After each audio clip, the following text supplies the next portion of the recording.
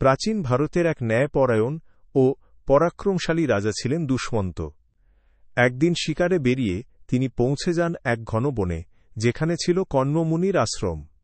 সেখানে রাজা প্রথম দেখেন এক অপরূপ সুন্দরী তরুণী শকুন্তলা। শকুন্তলা ছিলেন কণ্বমুনির পালিতা কন্যা, প্রকৃতির কোলে মানুষ, মাধুর্যে, সরলতায় ও ভক্তিতে ভরপুর। প্রথম দেখাতেই দুজনের মধ্যে জন্ম নেয় গভীর প্রেম, এবং গান্ধর্ব মতে প্রকৃতিকে সাক্ষী রেখে তারা গোপনে বিবাহ বন্ধনে আবদ্ধ হন। রাজা বিদায়ের সময় শকুন্তলাকে একটি আংটি দেন এবং বলেন, এই আংটি দেখিয়ে একদিন রাজপ্রাসাদে এসো, আমি তোমায় তুলে নেব আমার রানীর আসনে। এরপর দুষ্মন্ত ফিরে যান তার রাজ্যে। একদিন আশ্রমে শকুন্তলা বসে রাজাকে স্মরণ করছিলেন। সে সময় আশ্রমে প্রবেশ করেন এক কঠোর ঋষি দুর্বাসা, যিনি রাগের জন্য বিখ্যাত ছিলেন। শকুন্তলা তাঁর প্রতি অমনোযোগী হওয়ায় রুষ্ট হয়ে দুর্বাসা শাপ দেন, যাকে তুমি এত ভাবছ সে তোমায় ভুলে যাবে। পরে অবশ্য কণ্বমুনির অনুরোধে দুর্বাসা বলেন, যদি কোনো স্মারক যেমন আংটি তাকে দেখানো হয় তবে সে সব কিছু মনে করবে। এরপর অন্তঃসত্ত্বা শকুন্তলাকে কণ্বমুনি পাঠান রাজপ্রাসাদে। কিন্তু দুর্ভাগ্যবশত পথে নদী পার হতে গিয়ে শকুন্তলার আংটিটি জলে পড়ে যায়।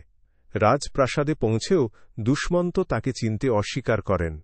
শকুন্তলা লাঞ্ছিত ও অপমানিত হয়ে এক আশ্রমে আশ্রয় নেন এবং সেখানে জন্ম হয় তাঁর ও দুষ্মন্তের সন্তান ভারত, যে পরে ভারতবর্ষের নামের উৎস হয়। অনেক দিন পর এক জেলে রাজাকে এক আংটি উপহার দেয়, যা সে এক মাছের পেট থেকে পেয়েছে। রাজা সেটি দেখেই স্মৃতি ফিরে পান, বুঝতে পারেন যে তিনি কত বড় ভুল করেছেন।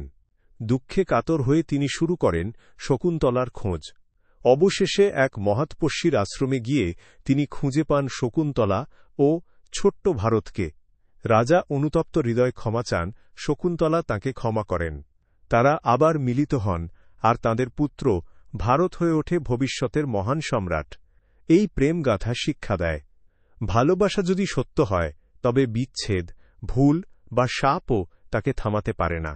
সময়ের স্রোত সেই প্রেমকে আবার একত্র করে। এই রকম আরও ভালো ভালো কাহিনী শুনতে লাইক ও কমেন্ট করুন আর শেয়ার করতে ভুলবেন না।